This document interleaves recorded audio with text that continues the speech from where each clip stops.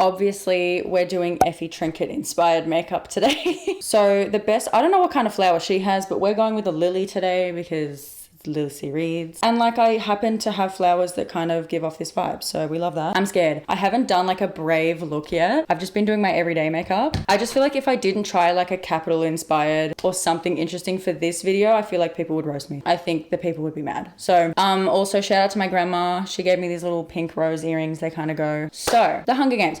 Now, so I know we normally like sit and recap the whole events of the story, right? Like that's the whole point of these get ready with me recaps. We recap everything that happened in the plot so that if you haven't read the book or if you need to be refreshed on what happened before you like read the latest book or something. However, this time I honestly feel like it's the Hunger Games. We all know what happened in the book, you know what I mean? Like, and also the movies are so popular, you'd probably just go watch the movie to get recapped. So with that being said, today we're not going to be recapping the whole story.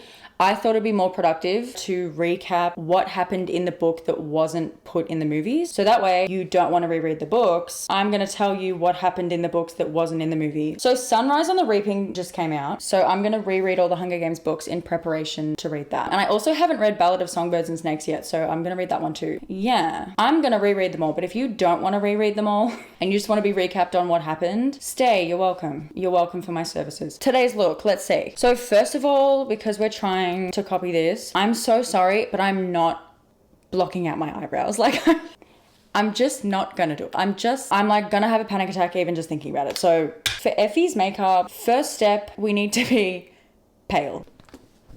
Yep, step one complete. We're already there. We're already ahead. So I'm not gonna be doing any bronzer. We're going full pale. She has got pink mascara and I'm not gonna go buy a pink mascara just for this. Like, okay, so the first difference is in the very beginning. The character Madge Undersee, she is a character that was left out of the film. So this girl, Madge Undersee, she's the mayor of District 12. It's his daughter. Like she's living in District 12, so she's not all that, but she's living a bit nicer than everyone else, you know what I mean? So Madge's character was friends with Katniss. Madge is actually the person who gives Katniss the Mockingjay pin in the first place, right? Not that random old lady in the market. We all know that the Mockingjay is like a symbol of rebellion later on in the series. Mockingbirds are obviously natural birds that like are found out in the wild that sing. And then the Capitol manufactured these things called jabberjays back in the war. The jabberjays were like manufactured birds that basically could like remember and like recall entire conversations and stuff. So they were used to spy pretty much on all the districts and stuff. When they got released, it's like jabberjays were like fully used as capital spy birds. But then what ended up happening, the jabberjays ended up being like a complete failure because they went out into the wild and they started breeding with all the mockingbirds, and then that's how the Mockingjay was created. The capital tried to get rid of all the jabberjays. People started using the jabberjays against I don't know what, I can't exactly remember, but it was something like that. The people in the districts were using the mockingjays as like a way to signal to each other through songs and stuff. The way that we see in District 11, they used mockingjays as a way to like signal when their break was over. In a way, the Mockingjay became a symbol of the Capitol's failure. They tried to do this sneaky thing with the jabberjay, and then it backfired against them. So the Mockingjay is like mocking the Capitol. You know what I mean? I think for the first time ever, my foundation isn't pale enough. Like, who would have thought? My body and my neck are probably going to be two different colors, but that's fine. The whole plot line with Madge and the whole mayor's family and stuff, it just shows like an extra level of like the disparity between the people who are living in District 12 and how like the wealthier ones live. And then I think also like when you think about it, the fact that like the mayor's daughter gave Katniss a pin which symbols rebellion against the Capitol to wear into the Hunger Games, like that's a whole other level of symbolism. The next thing that's included in the book that was not brought over to the movie was the Avox girl. That was so creepy, dude. I'm actually kind of happy they didn't put it in the movie. After they get chosen and like they're heading out to the Capitol, there's these like servants that are called Avoxes. Basically they can't talk, they're mute, but the reason they can't talk is because the Capitol cut their tongues out. It's so unsettling. They are a product of like if someone from the district defies the Capitol or like speaks out against them or something like that, they'll get captured and they'll get taken and they'll get their tongues cut out, and then they have to work as servants in the Capitol. Because she looks at this Avox girl, she's like serving her and she's looking at her and she's like, this girl seems kind of familiar. And she tries to speak to her. She's like, hey, do I know you from somewhere? And the girl starts freaking out. She's like,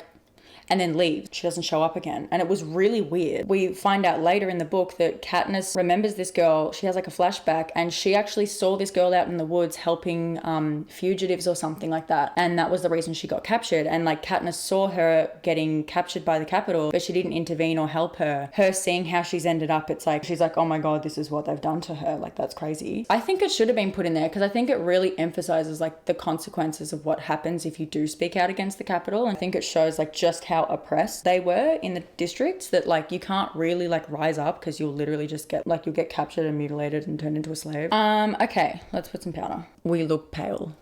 Perfect. I never thought I would hear myself say that. Now I need to do some kind of blush, but my cream blush is way too like red. I think we need something more cool toned. Another thing that you kind of get in the book that you don't get in the movie is we get a lot more like deeply expanded and fleshed out like backstory into Katniss's family and like the whole family dynamic. Obviously we know that Katniss is like older sister vibes, but you don't see just how much she was like really the backbone and the rock for the family, because the dad died in the mines, the mum was a wreck for months and months and like couldn't get out of bed, and it got to the point where like the family was like not able to survive because the mum just couldn't get it together and get back on her feet. Katniss was like 12 years old. That's why she had to learn how to hunt in the first place. They were just trying to like find scraps and stuff, and it just wasn't, they were literally like gonna die, which actually leads us into the bread thing, the whole bread backstory with Peeta throwing the bread. I think without the whole backstory of Katniss's family history, you don't realize just how significant that bread scene is. And in the movie, it's like, oh, he threw her some bread, now he's in love with her, like, wow. But in the book, it's like, it's so much more of an important thing that really does it like kind of injustice.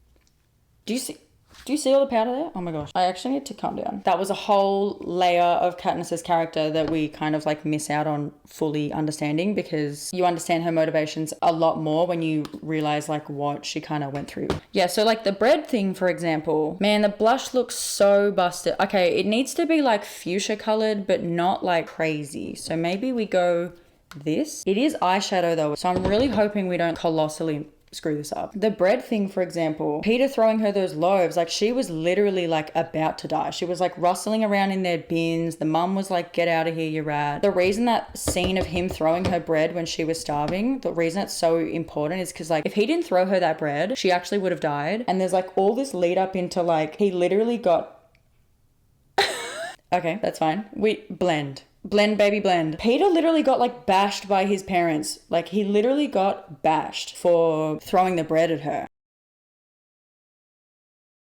Key piece of lore that I feel like we missed out on. And it kind of shows that the fact that he was willing to like cop the beating for the sake of like helping her out, it shows that like he has loved her since they were kids type of vibe. That looks, I just know that looks muddy. Blend out, ho. Blend. I need to learn like less is more, but also it's the Capitol, so in the Capitol more is more.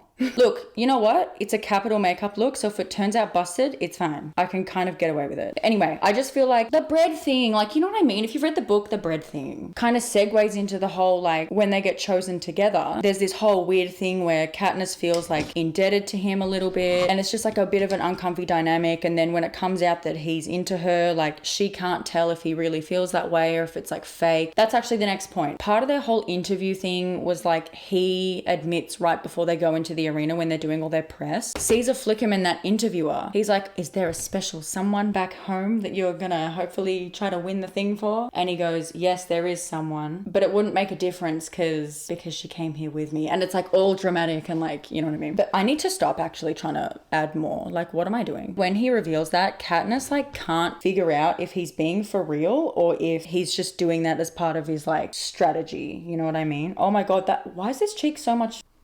I'm not happy with it. I need to get a real mirror because I can't even tell if one side is like busted and the other. They're both probably busted. You don't really see just how confusing and much of a mind-bending thing that is for Katniss. And that's actually such a huge plot point, is like she's confused about whether Peeta actually has feelings for her or if he's just using that as like a strategy to try and get sponsors and stuff by saying like, oh, you know, I'm in love with Katniss, and it gives something for the audience to root for. For example, that scene when he links up with the other tributes to hunt down Katniss, and she's like, wow, what a traitor. Vader just doing it for show. Like he was just saying all that stuff because it was part of his strategy and he's actually trying to kill me. In reality, he actually really likes her and he's linked up with them so that he can like throw them off the scent and like protect her in a kind of way. And I think the fact that we see all of that in the book makes their relationship seem less random and forced. In the movie, it seems kind of forced, but when you see it all like unfold the way it does, it's not anywhere near as forced as it like comes across. Let's do the eyes. This is the part I'm scared about the most. Just quickly before we get into like the whole arena stuff, one last thing that I feel like was not mentioned in the movie was the peacekeepers in the district, in District 12. There's these people called peacekeepers and they're not peaceful at all, just destructive, tyrannical, and like they really, really harshly punish people if they step out of line. They're this really like oppressive, menacing force. The way that they're kind of shown in the book, like in the movie when District 11 revolts, you see the troops come in and like start hitting them and stuff, but the peacekeepers are kind of a bit more, their presence in the book really shows you how the Capitol uses like fear as a way of keeping everyone in line. Like they really are ruled with like a fear at the forefront, and like you can see it's more built on like tyranny than anything else. The peacekeepers pretty much like jump to like viciously lash out at people if they step out of line. You can kind of see like that's how everyone is kept so under the Capitol's thumb. She doesn't have like anything really crazy going on. She just kind of has like, she's just kind of got some rose happening, and then she's got pink eyelashes, a little bit of pink. It's nothing like crazy. We can do that. Maybe I should do the same shade that I used on my cheek. She's really serving Queen Elizabeth I. She and then I guess I could try to do the concealer brows if we really want to take it there, but I could have really bitched out and just done Cinna's little golden little like contemplated doing that, and I was like, no, you need to try. In the movie it's kind of like it's really like so surface level. He's pretty much like, go get him, girl on fire, like type of, you know what I mean? The makeup team, not only do we get so much more backstory into all of their characters and all of their distinct like personalities and what's going on with them, not only does it go way more into detail, like you see just how much they actually fix up. It's not just like makeup and hair. They get rid of scars that have been there for years. Like she has like hunting scars that get removed magically by the Capitol's technology,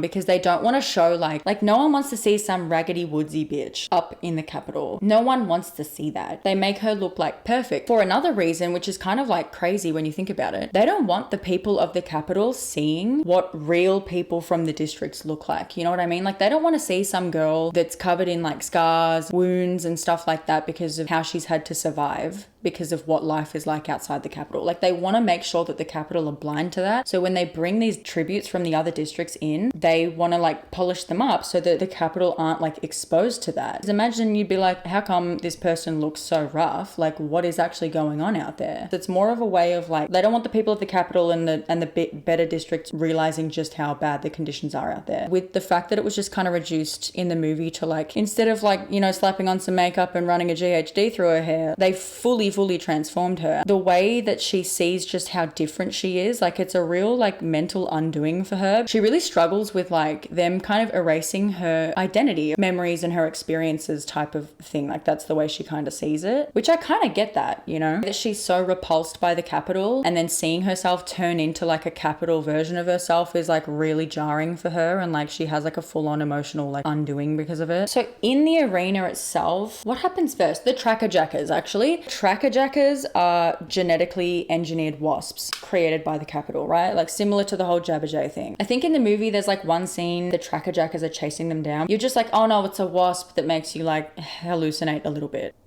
The tracker jackers in the book are like way more hectic, way more over the top. They give you like hallucinations, seizures, they can kill you. They were used and they were released out into the districts to terrorize and kill people. In the movie, you kind of just think, oh, it's just like a crazy thing that the Hunger Games like cook up to use as a weapon in the game, but it's not just a weapon in the game. It's like a genetically engineered thing by the Capitol that was used to terrorize everyone in the districts and like oppress and control everyone. The way that they can just track you and hunt you down, they're just way more terrifying in the book, and it really like shows how cruel the Capitol is, just how many different species they like tested on and mutated and genetically modified, just how twisted the Capitol is and how much they dehumanize the people of the districts, that they would do this type of stuff to them. There's also just like the typical, obviously tributes all have way more interaction with each other in the book. The movie, the tributes barely speak to each other. Oh my god, like when when the boy from District 11, he lets oh my god, he attacks that other girl, kills that piece of work from District 1 or 2, whatever she was from, to save Katniss, and he goes,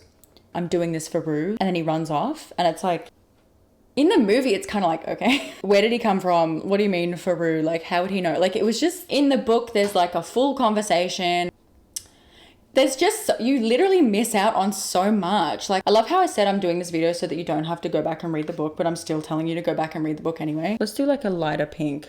She talks to them a lot more during training as well. Like, oh, and the relationship between Katniss and Rue in the book is so much deeper and stronger. And I think when her death happens, it's like really heart-wrenching and like way more of a heart-wrenching thing. I think the whole like sponsors, oh dude, the way the whole sponsorship thing works in the book, a lot more like explained and fleshed out and stuff. Wow, I could have had a bigger mirror this whole time. I've had this for like 2 years and I never took this off. There we go. Hey, this doesn't look as bad in real life. Let's get the concealer lip happening immediately.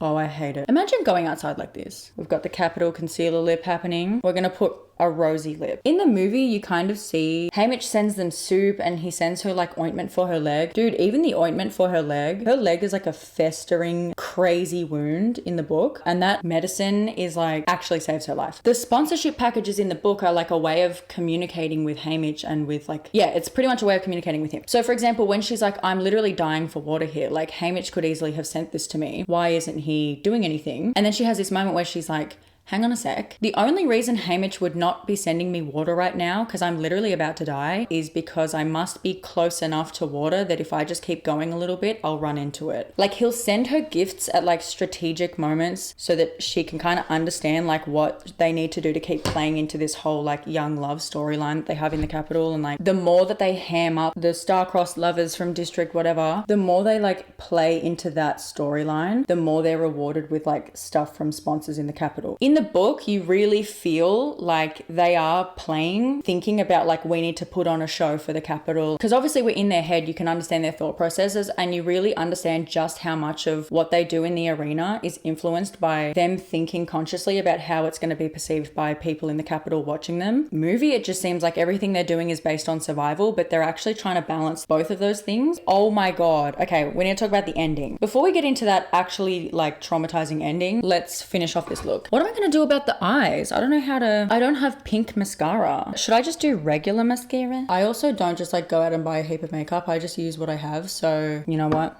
We tried. We need to talk about Cato's death. No, we need to talk about the dogs. Then we'll talk about Cato's death. Okay, so in the movie, you see how the dogs get released on them? And they chase them up onto that little cornucopia thing and they have to like, they're hiding out on the roof. There's like no one left in the game at this point. The thing that's really messed up in the book, these mutant dogs, dude, in the book literally are designed to look like they have the faces of the tributes who died already in the arena. Foxface, for example, there's a dog that's like got red hair and like a small like pointy face. One of the dogs has like big brown eyes, is smaller than the others, and it's meant to look like Rue. It's so creepy. It's so creepy. Imagine how traumatizing that would be, that you see the faces of the dead tribute with all of that backstory of like how the capital do all the experimentation on animals in the capital. Like you don't know what they're capable of. So like it's not just a thing of like, oh my God, they made these creepy dogs that look like the tributes. Like Katniss is actually standing there thinking, have they actually turned have they turned them into these dogs? Is that actually them? Designed to obviously mess with them even more, because it's like, how is Katniss gonna just shoot the dog that looks like Rue? Because she's thinking like, what if that's actually Rue in there? It's actually just sick. And like you don't see like gravity of any of that. Cato's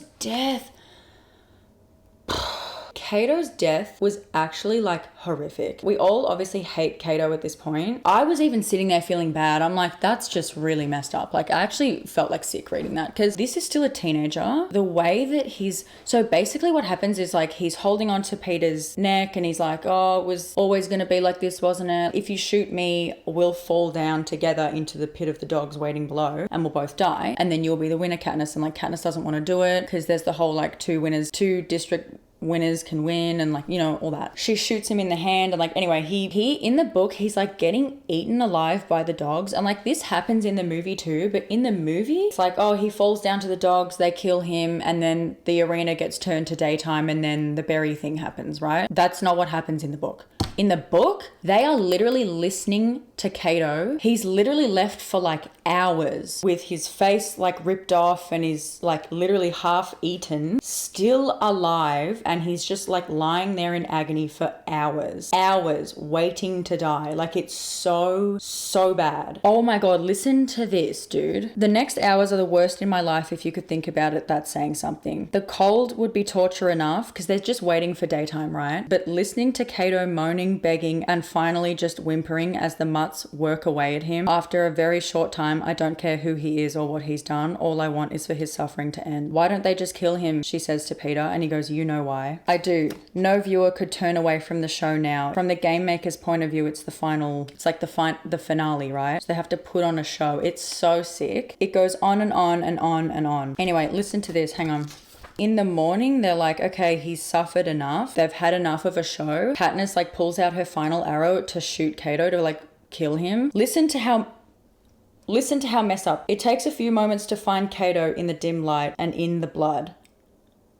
Then the raw hunk of meat that used to be my enemy makes a sound, and I can see where his mouth is. The fact that she can't even tell, and I think the word he's trying to say is please. He's left at the end like begging for her. Oh my god, it's so bad. I think the final thing for this Effie Trinket inspired look, I'm gonna put some gold on my lips. She's got like some really jank, even by my standards, gold situation happening. I don't know. I feel like if I went outside with this makeup look, people would think I'm probably a crackhead. She kind of has it like here and like in the center. Do we do the concealer brow? I really don't want to do it. Do we do the eyebrows? What if I do I guess I can always rub it off, yeah? Should we just try? We'll try while I explain the final point, and then if it looks horrific, we'll wipe it off because we're just going to use concealer. We're not doing the full glue, like blocking it out like a professional. Okay, so that twist ending with the berries, this might not work.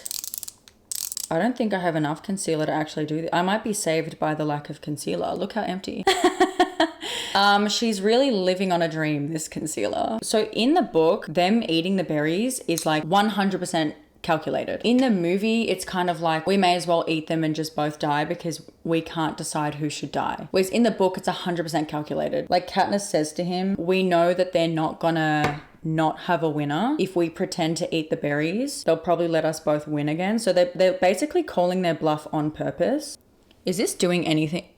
Ew. Okay. I would not look good as a blonde. We already did go blonde and I didn't look good, but we really would not look good as a blonde with blonde eyebrows. Oh gosh. So they very obviously do it on purpose in the book. And when they finally get out of the arena, Haymitch has to pull them aside and be like, you guys are going to be completely cooked if you don't absolutely ham up this whole like we're in love. I couldn't bear to be without him on the outside of the arena. Would rather die than not be together. Like he's like, the Capitol are going to come after your family and stuff if you don't pull this off. We see with like all of their final press release stuff after the fact, like it's way more of a like pretending to be super in love with each other. It's like a whole thing because you see how she's like, I have to pretend to be all buddy with him. Peeta's actually in love with her, but Haymitch knows that Katniss probably doesn't feel the same way. So Haymitch has to pull her aside and be like, you need to act like really into him. There's like all this beef that happens when their press tour is finally done and like they go back to the districts and then they're finally away from cameras for the first time since the games ended. And it's just her and Peeta on a walk. She kind of is like, yeah, lol, awkward that we had to pretend to be in love. And he's like, pretend, and then he gets salty and yeah, we're left on like a real bad note there, you know what I mean? Oh my god, you know, it didn't really work, but her brows look kind of like, otherwise, unless I just go full concealer on the brow like this, but that's kind of crazy. Ew should we set, oh my god, I would not look good with the no brow look, and I would not look good as a blonde. That is pretty much everything that happens in the book that is not really translated over to the movies. I think I'm ruining. I think I'm making it worse. If we couldn't already make this eyebrow situation any worse, we're making it worse. Yeah, if you've just skipped to the end of the video because you want to see what it ended up looking like, yeah. Yep, we are, yeah. I was really scared that this was going to end up looking so foul and crazy, and it actually kind of slays, like in like a really weird capital way. That's pretty much everything that I can think of that happens in the book that isn't really translated over to the movie. If you can think of anything else, like put it in the comments because I'm sure there's like more than I touched on. And I'm sure everyone is rereading this series right now in preparation to read Sunrise on the Reaping. So yeah, I hope this was useful. If you didn't want to reread all the books again for Sunrise on the Reaping, you're welcome. You're welcome for my service, like literally. The next one, obviously, that we're going to be reading is Catching Fire. And I already have an idea of what I'm going to do for this one. This is going to be fun. Who's already read Sunrise on the Reaping? I'm sure there are people out there that already have. Yeah. Oh, I was going to put setting spray, but I'm not trying to preserve this look like at all. Rate this look on a scale of 1 to 10. And until the next video, may the odds be never in your favor.